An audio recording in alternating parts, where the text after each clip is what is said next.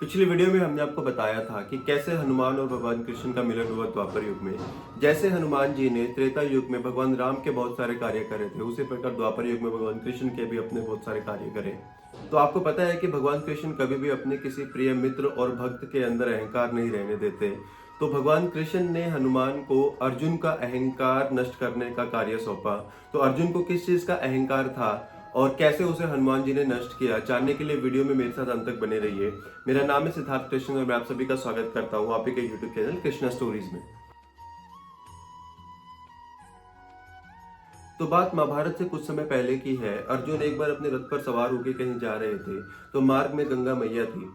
मार्ग में गंगा मैया होने की वजह से अर्जुन अपने गंतव्य तक नहीं पहुंच सकता था। और अर्जुन को उस समय पे यह अहंकार था कि वह त्रिलोक का सबसे बड़ा धनुर्धर है। तो अर्जुन ने माँ गंगा से कहा कि आप मेरे मार्ग से हट जाए, वरना मैं एक तीर में ही आपका पूरा जल सुखा सकता हूँ, क्योंकि मैं त्रिलोक का सबसे बड़ा धनुर्धर हूँ।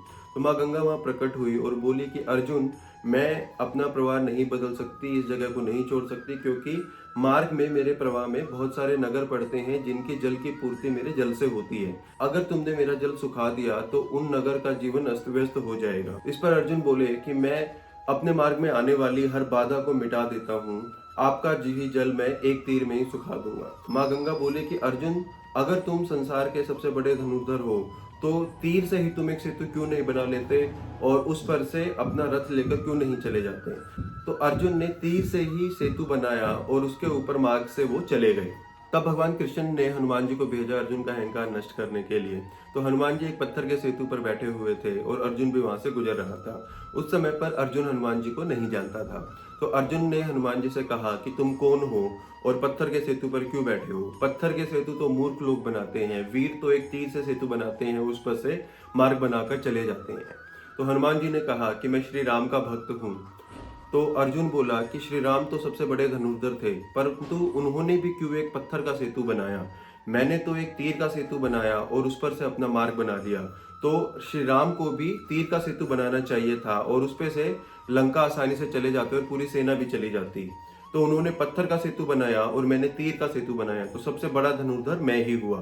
तो इस पर हनुमान जी बोले कि हे अर्जुन, अगर तुम संसार के सबसे बड़े धनुर्धर हो तो तुम अपने तीर से सेतु बनाए और देखते हैं कि तुम्हारा तीर का सेतु मेरा भी वजन सहन कर सकता है या नहीं। तो अर्जुन ने तीर से एक सेतु बनाया और हनुमान जी ने एक ही बारी में उस सेतु को तोड़ दिया।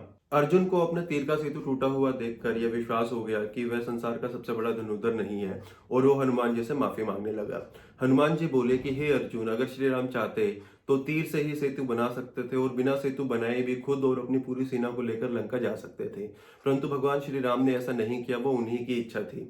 अर्जुन को फिर ग्लानि हुई कि उसने भगवान श्री राम का अपमान किया है, अपने प्रभु का अपमान किया है, और अर्जुन ने अपना आत्मदाह करने का निश्चय लिया।